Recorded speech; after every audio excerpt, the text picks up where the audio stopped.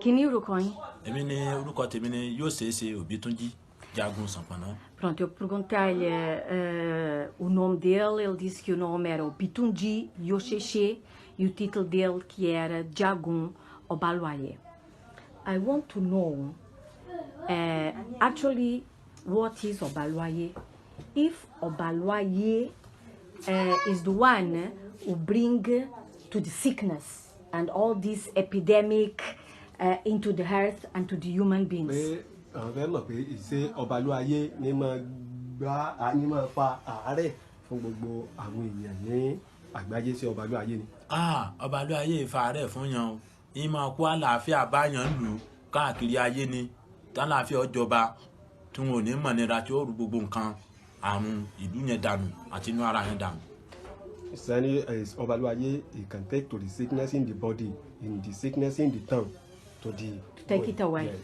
So Obaluaye, he no brings sickness.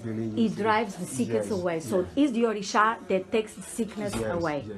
Pronto, eu perguntei se Obaluaye, se ele era o Orixá que trazia a doença, não é? As epidemias. Ele disse que não. Que Obaluaye era o Orixá que tirava as doenças e as epidemias das cidades, das comunidades, que não era o Orixá que trazia doença. Is Obaluaye de himself Obaluaye?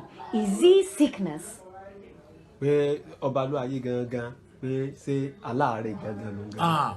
Obaluaye ṣaláàárẹ̀ o. Alálàáfíà ìfọ̀kànbalẹ̀ ni Obaluaye já fún. Obaluaye is not a sickness person. So only for these people arrive to the mind, to the succeed for these people in life. So he is not sickness himself. He is not the sickness. Yes, he's not. Pronto, eu perguntei se Obaluaye ele próprio era a doença. E ele disse que não. Que Obaluaye não era a doença. Que Obaluaye não tinha qualquer doença. Por ele não ter doença, não é? Ele conseguia entrar no corpo das pessoas para limpar todo o mal e todas as doenças, que a função do Obaluaye era tirar as doenças do corpo das pessoas, das comunidades, levar tudo o que era negativo a nível de doença. Besides Obaluaye, what is the name, the typical name for Obaluaye? Níbi Obaluaye, ìjẹ́ Obaluaye ní orúkọ míì tó jẹ́ orúkọ tó dà. Obaluaye ní orúkọ mi tó ní ni Bàbá Ọ̀yẹ̀. Bàbá Ọ̀yẹ̀. Bàbá Ọ̀yẹ̀. Bàbá Ọ̀yẹ̀. Bàbá Ọ̀yẹ̀. Ọ̀yẹ̀. Is the name of Obaluaye. Bàbá Ọ̀yẹ̀. So Tíyẹ̀kú. Tíyẹ̀àrùn. Àrùn dànù.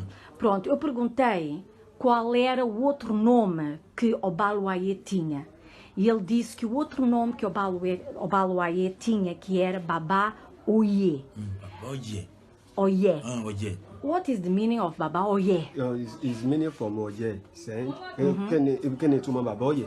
Ìtumọ̀ Baba Oye ni pé kó yẹ gbogbo in tí bá ń bẹ nílùú kó yẹ gbogbo ẹ̀ dànù ká má rí bí kíbi ọyẹ. Like you need to take that sickness out. For everything to do. Pronto, o próprio nome Baba Oye significa que é aquele que leva tudo o que é de doenças, tudo o que é de negativo relativamente a epidemias nas comunidades, no corpo das pessoas. Então o próprio nome do Obaluaye já diz, Baba Oye, aquele que leva tudo o que é negativo, tudo o que é de doenças. Jagun, Òbítúnjí, please, if you want to greet Obaluaye, how do you greet Obaluaye? Bẹ́ẹ̀ bá fẹ́ kí Obaluaye láàárọ̀. Tí n bá fẹ́ kí Obaluaye oníwọ̀wádò láàárọ̀ máa ní Obaluaye oníwọ̀wádò kó ojúmọ́ re tòní o. And give me small oríkì of Obaluaye. Oníwọ̀wádò òrùmọlóògùn dànù. Oníwọ̀wádò òrùmọlóògùn dànù. Afọ́kalẹ̀ bẹ́rùn. Bàbá òde. Ayin Olúwọ̀wádò òrùmọlóògùn dànù afọ́kalẹ̀ bẹ́rùn. Bàbá Ọ̀yẹ̀ ọmọ Olú a ní omi ọbẹ̀ lápò wá sómi ọbẹ̀ àlàáfíà fọkànbalẹ̀ sí inú ara gbogbo wa o má jẹ́ ká mọ̀ nira. Ìbà Bàbá Ọ̀yẹ̀ ọmọ Olú gbogbo àbá tí mo fẹ́ dá lórí àrùn tí ń bẹ ní àrùn tí wọ́n pè ní virus corona tí ń bẹ nílùú Amẹ́ríkà ìlú London àti Brazil tẹ́ mọ́ Nàìjíríà pátápátá kí bàbá ọ̀yẹ̀ kó wá rú gbogbo ẹ̀dànù pátápátá láti wákàtí ọ̀wẹ́ lọ báyìí kí àlàáfíà bẹ̀rẹ̀ sí máa jọba lórí wọn. Bàbá ọ̀yẹ̀ ọmọ Olú oníwọ̀wá àdó òrùmọ gẹ́gẹ́ lóògùn dànù kó wá lọ rú gbogbo àrùn tí wọ́n ń pè ní virus corona tí ń bẹ nílùú Amẹ́ríkà London Brazil àti gbogbo ìlú pátápátá kó lọ rú gbogbo ẹ̀dànù báyìí kálàáfíà wá jọba sílùú gbogbo nkálukú pátápátá báyìí kí wọ́n mọ̀ nira mọ́ kálàáfíà ọmọ tó wọn kẹ́rọ ọmọ dé sí wọn kí rọrùn ọmọ dé sí wọn ògùn gbogbo nǹkan ni wọn kọ́ mọ́ pẹ̀dí mọ́ kálàáfíà ọmọ jọba sí wọn lára láti wákàtí ọ̀wọ̀lẹ̀ báyìí. Bàbá ọ̀yẹ̀ ọmọ Olú oníwọ̀wá àdó òrùgẹ́gẹ́ lóògùn dànù ọba ló ayé ìdájì ẹlẹ́dàkú lóde ọ̀run ọ̀yẹ̀bírì ìdí ògún apodílé ẹlẹ́nu amórosọ̀nsọ gúdù ọkùnrin ogun akúmọlẹ́nu anúmi ọbẹ̀ lápò kọ́ wá lọ sọmọ ọbẹ̀ àlàáfíà ara àfọ̀kànbalẹ̀ ọ̀rọ̀ sílùú gbogbo ìlú pátápátá lórí àrùn tó ń pè ní corona. ìbà ọlọ́run bàbá mi ìbà rẹ ọbẹ̀ yẹn aláṣekù bá yín lónìí o ọyọ́ ilé ìbà rẹ o àdáṣe ní ìhun mọ ìbò ọgbọ́dọ̀ hun mọ ìbẹ̀yìn tẹ́ fi sẹ́ ìlé mi lọ́wọ́ ìbà yín lónìí o jójú ṣe jọ́ làṣẹ o. Bàbá ọ̀yẹ̀ ọmọ Olú wọ ni wọ́n wá bá olórí àrùn tí ń bẹ ní ìlú virus tó fọ́n sí Dubai kọ́ wá lọ kó gbogbo ẹ̀ pátápátá kọ́ lọ gbogbo ẹ̀ dànù kí àlàáfíà bẹ̀rẹ̀ sí máa jọba sílùú náà bá a ṣe ń sọ ìnáà ní kádùn ọ̀bẹ̀rẹ̀ sí máa gbà.